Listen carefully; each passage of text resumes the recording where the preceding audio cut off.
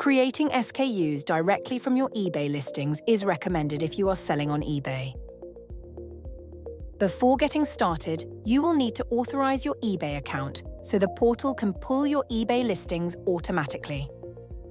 To do this, go to Integration and Platform Account, link your eBay account, and complete the authorization process with eBay. Once completed, your account status will show as Authorized. After authorization, go to SKU and eBay Listing Management to manually sync your eBay listings to the portal. To create SKUs, your listings must have custom labels ready, as these will be used as the seller SKU ID during SKU creation.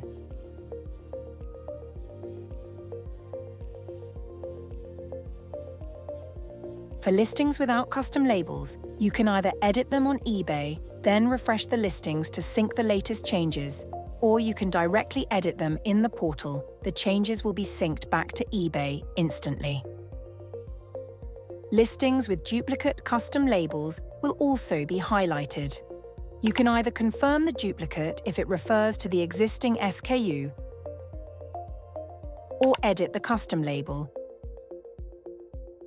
if it represents a different product.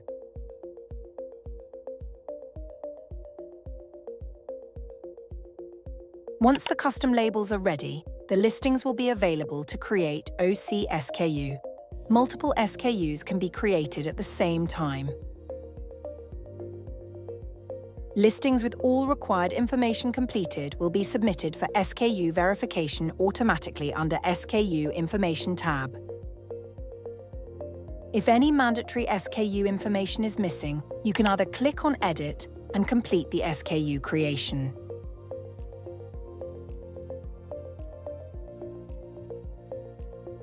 You can also click OK to save it as a draft and submit it later. After submission, you can check the verification status from the SKU information page. SKU verification usually takes up to 24 hours to complete.